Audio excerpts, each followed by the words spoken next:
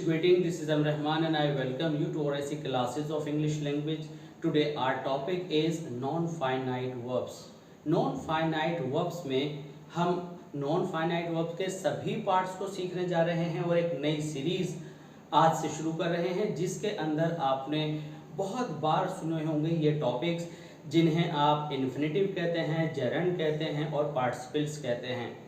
Participles के synthesis और combination आपने डिटेल में पूरी सीरीज के साथ हमारे चैनल पर स्टडी किए होंगे।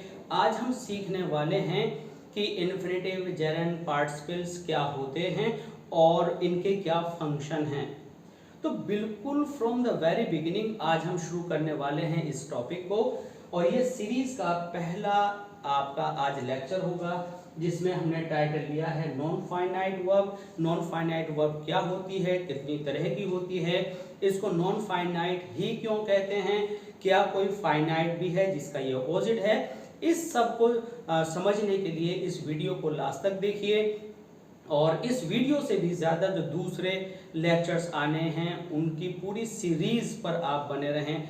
और इस सब को देखने के लिए अगर आपने अभी तक सब्सक्राइब नहीं किया है तो बिल्कुल जल्द से जल्द इसको सब्सक्राइब कर लें, लाइक करें और शेयर करें। आइए समझते हैं नॉन फाइनाइट वर्ब को। तो नॉन फाइनाइट वर्ब को लेकर के सबसे पहले आप ये जान लीजिए कि अगर कोई नॉन फाइनाइट वर्ब है तो ऑफ कोर्स कहीं ना कहीं फाइनाइट वर्ब भी होगी। तो इसको समझने से पहले यहाँ पर हमने ग्रीन कलर में फाइनाइट वर्ब लिखा है, इसको हम समझते हैं कि आखिर फाइनाइट वर्ब है क्या। तो फाइनाइट वर्ब में आप देखेंगे कि ये कहलाता है आपका मेन वर्ब।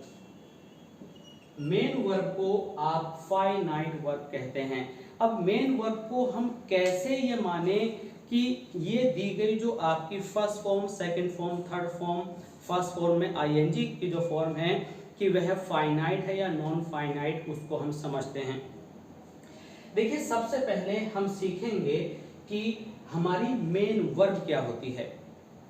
हमारा टॉपिक है नॉन फाइनाइट। नॉन फाइनाइट में फाइनाइट वर्ब कहते हैं मेन वर्ब को और मेन वर्ब की क्या क्या कैरेक्टरिस्टिक्स होती हैं, क्या उसके फीचर्स हैं, पहले उसको हम समझते हैं। तो मेन वर्ब हुआ फाइनाइट, इसकी जो मेन फीचर है वह क्या है कि वर्ब टेंसेस के अकॉर्डिंग चेंज होती है।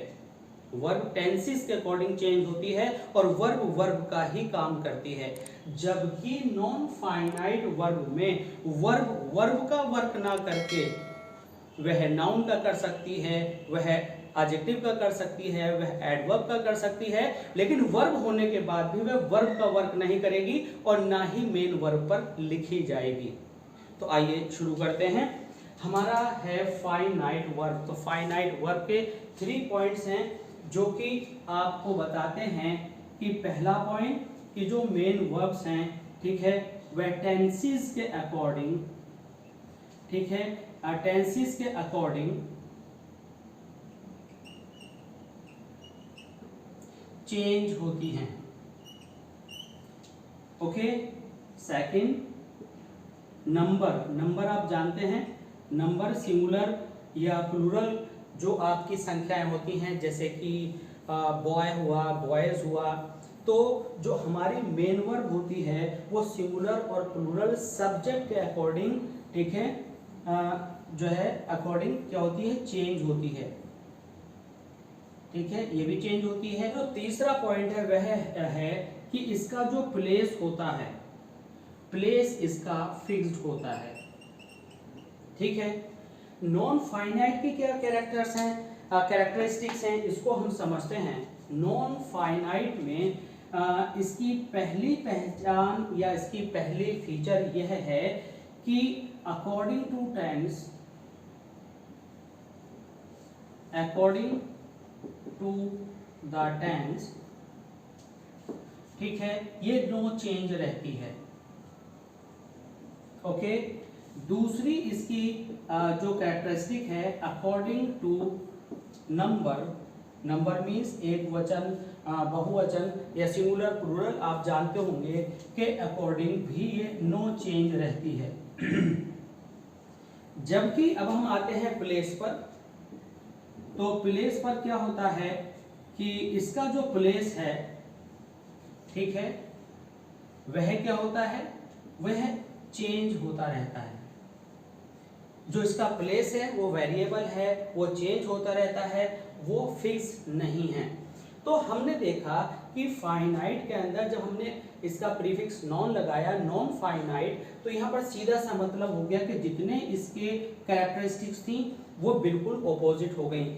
मेन वर्ब टेंस के अकॉर्डिंग बदलती है, मेन वर्ब नंबर के अकॉर्डिंग बदलती है, मेन वर्ब प्लेस के अकॉर्डिंग बदलती है, जबकि नॉन फाइनाइट जो वर्ब होकर भी, ठीक है, वर्ब का काम ना करके वर्ब से बनकर नाउन का वर्क करेगी, ठीक है, एडजेक्टिव का वर्क करेगी, एडवर्ब का वर्क करेगी, लेकिन वर्ब का वर्क नहीं करना, और जबकि इसको केवल मेन वर्ब का ही वर्क करना है। ये केवल मेन वर्ब की जगह ही यूज होगी, जबकि ये इतनी जगह यूज हो सकती है नॉन फाइनाइट और वर्ब की जगह यह यूज कभी कभी कभी भी नहीं होगी। तो ये आई थिंक आप अच्छे से समझ गए होंगे। अब इसका यहाँ पर एग्जाम्पल लेते हैं। एग्जाम्पल ब्लू कलर से लेंगे ताकि आप अच्छे से समझ पाएं। देखिए यहाँ पर हमने एक सेंटेंस लिया, हमने कहा ही लाफ्स, ठीक है, तो लाफ क्या है, लाफ वर्ब है, लाफ की जगह आप क्या लिख सकते हो, सिंग, तो ही सिंगुलर है, तो सिंगुलर होने पर प्रेजेंट इंडेफिनिट के अंदर क्या आता है, एस और ईएस लग जाता है। इसी वर्ब को अगर हम इस तरह से कहें दे, तो हमारा जो एस है वर्ब के अंदर वो यहाँ से रिमूव हो गया, दे सिंग। तो इसका मतलब हुआ कि सिंगुलर और प्लूरल के अकॉर्डिंग वर्ब जो है क्या होती है, बदलती है। अब दूसरा नंबर भी हमने देख लिया कि दे के अकॉर्डिंग यानी नंबर के अकॉर्डिंग बदल रही है। अब हम यहाँ पर देखेंगे कि टेंस के अकॉर्डिंग क्या होता है। हमने कहा ही लाव्ड यस्टरडे, हमने कहा ही लाव्ड यस्टरडे, तो यहाँ पर जैसे ही टेंस बदला यस्टरडे देखकर ईडी हो गया, लाव्ड हो गया, जबकि यहाँ पर जो था एस या बिना एस के वर्ब चल रही थी। तो हमने दो चीजें प्रूव कर ली कि वर्ब टेंसेस के अकॉर्डिंग चेंज होती है, नंबर के अकॉर्डिंग चेंज होती है। अब देखते हैं प्लेस। यहाँ पर लाफ्ड आया, अगर हम इसको इंटरोगेटिव बनाएं तो डिड ही, और इसको नेगेटिव भी बनाएं, did he not laugh yesterday, तो आप देख रहे हैं वर्ब जो सेकंड प्लेस पर थी, अब तक वर्ब जो सेकंड प्लेस पर थी वो कहाँ आ गई, फोर्थ पर। 1 2 3 and this one fourth, first second third fourth, तो वर्ब आ गई फोर्थ प्लेस पर। तो टेंस के अकॉर्डिंग बदली, स्ट्रक्चर के अकॉर्डिंग बदली, ठीक है। प्लेस इसका क्या है कि प्लेस इसका यहां पर हम फोर्थ नंबर पर देख रहे हैं, तो प्लेस तो इसका बदला, लेकिन यहां पर हमने लिखा है प्लेस फिक्स्ड। तो प्लेस फिक्स्ड का मतलब ये होगा कि हमारी वर्ब किसके, नॉट के हमेशा बाद आती है। अगर हमें नॉट दिया हुआ है तो वर्ब हमेशा नॉट के बाद आएगी, अगर हमें सब्जेक्ट दिया है तो वर्ब हमेशा सब्जेक्ट के बाद आएगी। तो वर्ब का अपना प्लेस फिक्स्ड है। जैसे कि आप कहते हैं subject plus helping verb plus main verb plus object, तो हेल्पिंग वर्ब के बाद प्लेस फिक्स है वर्ब का, और अगर हेल्पिंग वर्ब नहीं आती तो सब्जेक्ट के बाद प्लेस फिक्स है वर्ब का। लेकिन नॉन फाइनाइट में जो अभी हम सीखने वाले हैं, इनमें ये तीनों चीजें बिल्कुल इनकी ऑपोजिट होती हैं।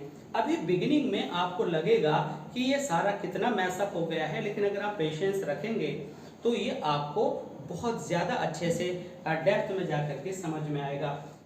तो अब हम देखेंगे कि नॉन फाइनाइट के कितने पार्ट्स होते हैं। तो यहाँ लिखेंगे हम टाइप्स।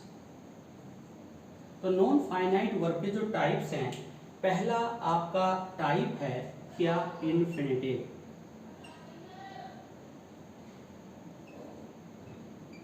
दूसरा टाइप है जेरेंड, और तीसरा टाइप है पार्टिसिपल। ठीक है, ये इसके जो है 3 पार्ट्स हैं। आज हम अपने इस टॉपिक में डिफरेंशिएट करने के बाद कि नॉन फाइनाइट वर्ब और फाइनाइट वर्ब में क्या डिफरेंस है, हम अब स्टडी करने वाले हैं अपने इस टॉपिक को जिसको हम जानते हैं कि इन्फिनेटिव। तो आज हम सीखेंगे कि इन्फिनेटिव किसे कहते हैं। जैसा कि हमने अभी बताया था कि नॉन फाइनाइट वर्ब से निकलती है, लेकिन वर्ब का वर्क नहीं करती, और वह नाउन, एडजेक्टिव और एडवर्ब का वर्क करती है। तो जो इन्फिनेटिव होता है, ठीक है, हमारा टॉपिक अब चल रहा है इन्फिनेटिव।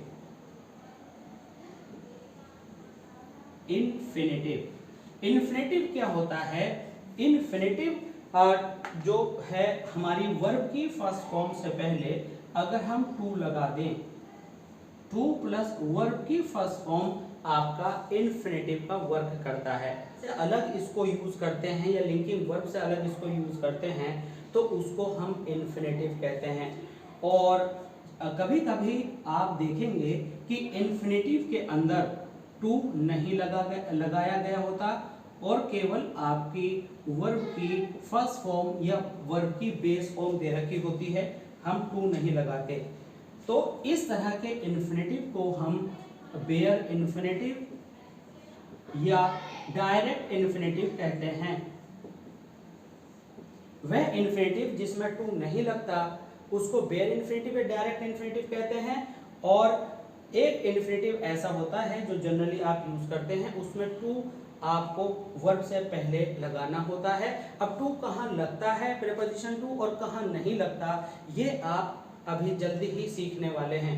अब हम देखते हैं कि हमारे इन्फिनेटिव के टाइप कितने हैं। हमने यहाँ देखा है कि टाइप नॉन फाइनाइट्स के कितने हैं। तो ये नॉन फाइनाइट्स के आपने टाइप देखे, किसके? नॉन फाइनाइट्स के आपने टाइप्स देखे। अब हम टाइप्स देख रहे हैं टाइप्स ऑफ इन्फिनेटिव।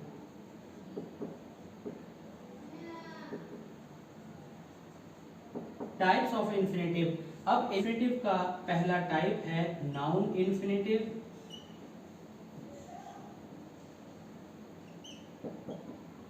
और दूसरा टाइप है क्वालिफाइंग इन्फिनेटिव। Qualifying infinitive.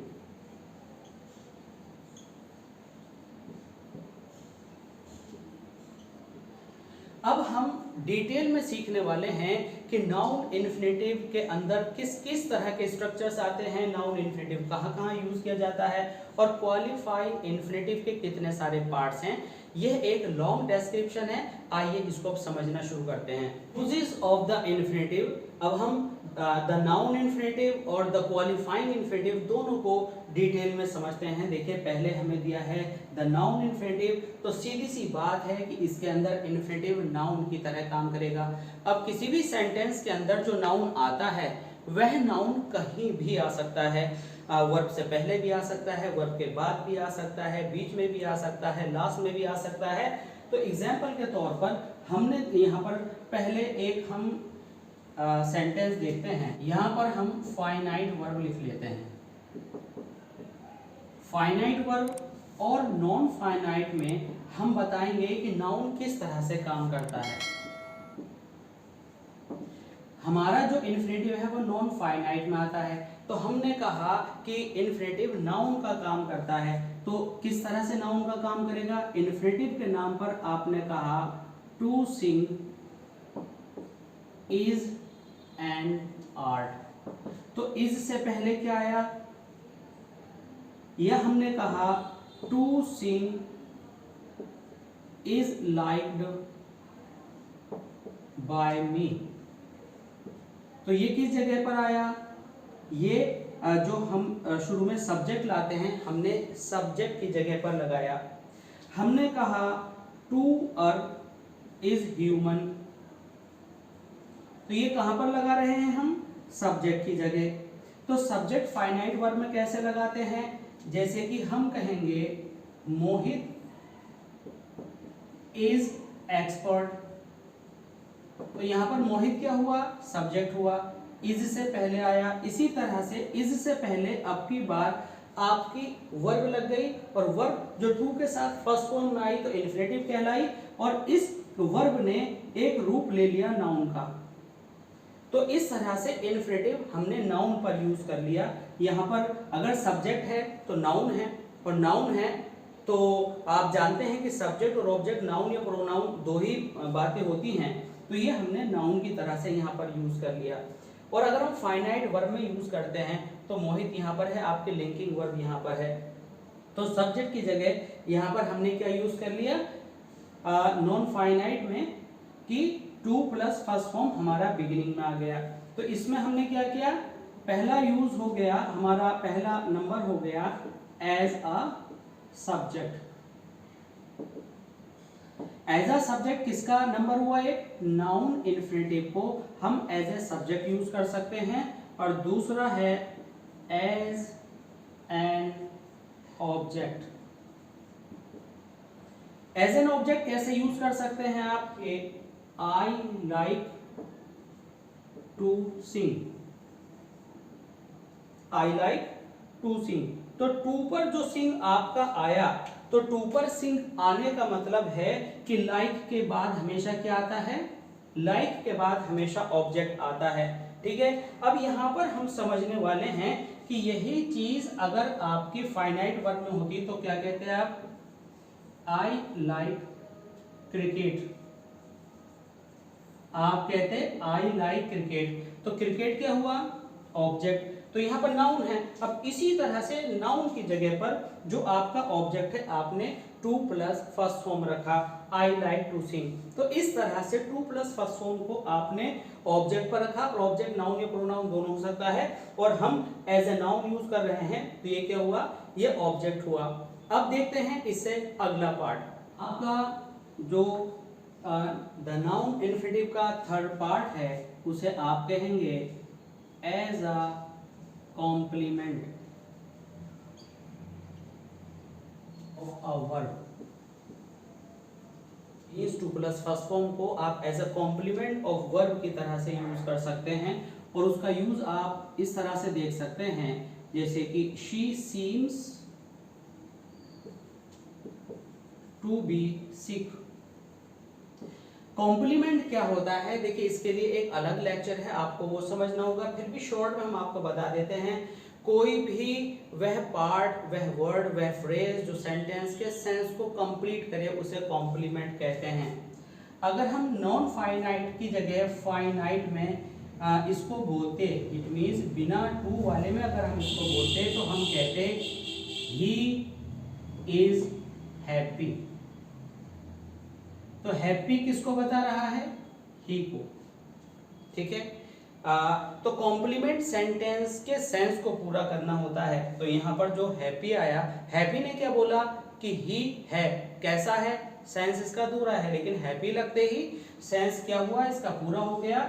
इसी तरह से जो आपके सीम्स हैं, लुक है, अपीयर है, ये लिंकिंग वर्ब की कैटेगरी के ही अंदर आती हैं। और टू बी सिक जो आया, यानी टू बी जो आया, ये आपका इन्फिनेटिव है। टू की बी है, ये बी किसको इंडिकेट करती है, ये to be, be is, are, am, was, verb. इन 5 वर्ड्स को हम बी कहते हैं, और अगर इससे पहले हम टू लगा दें तो ये टू बी कहलाता है। तो टू बी का मतलब हो गया होना।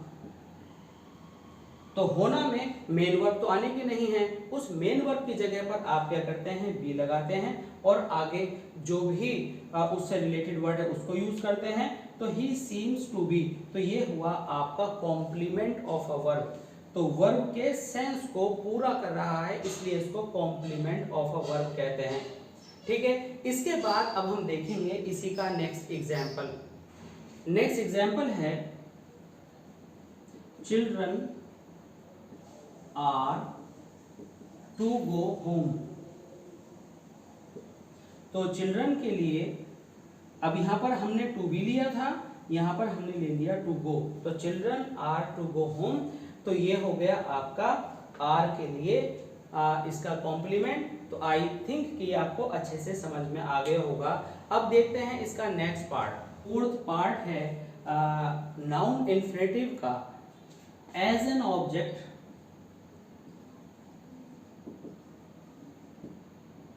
Of preposition. इसका एग्जाम्पल बनेगा he is about to go. अभी पिछले एग्जाम्पल में जब हम कॉम्प्लीमेंट ऑफ अ वर्ब की बात कर रहे थे तो वहां पर हमने देखा था कि जो टू गो आया था वो केवल linking verb is are an के बाद था, लेकिन अब की बार इज आर एन के बाद एक एडिशनल प्रेपोजिशन आया और प्रेपोजिशन के बाद फिर हमने इन्फिनेटिव लगाया। तो प्रेपोजिशन के बाद आने वाला ये इन्फिनेटिव प्रेपोजिशन का ऑब्जेक्ट कहलाएगा। अगर वर्ब के सीधे बाद में आ रहा है, किसी मेन वर्ब के बाद आ रहा है, तो वह कहलाता है ऑब्जेक्ट ऑफ अ वर्ब। तो यहाँ पर अबाउट फालतू है, इसलिए ये ऑब्जेक्ट प्रेपोजिशन का हुआ।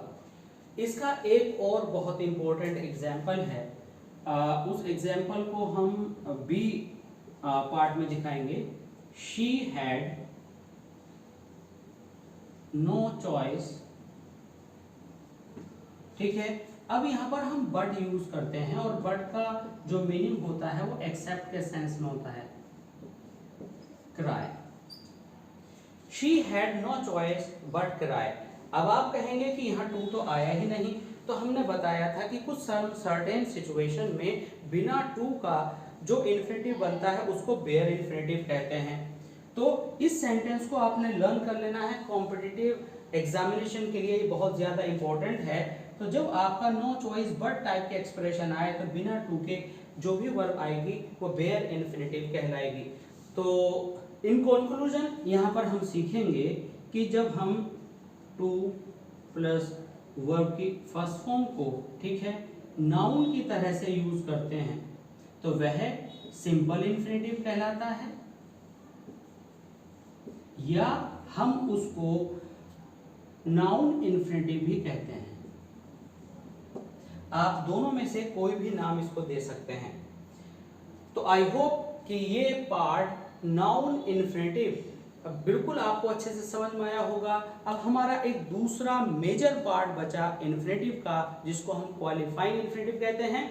इसको हम कवर करेंगे अपने पार्ट 2 में। और उस लेक्चर को देखने के लिए अगर आपने अभी भी हमारा चैनल सब्सक्राइब नहीं किया है तो प्लीज़ सब्सक्राइब ज़रूर कर लें, बेल आइकन को हिट करें, लाइक शेयर एंड कमेंट जारी रखें और कमेंट सेक्शन के थ्रू अपनी प्रॉब्लम्स को दूर करते रहें और बने रहें हमारे साथ। मिलते हैं दोबारा इन्फिनेटिव के पार्ट 2 में। Thanks for being with us, thanks a lot.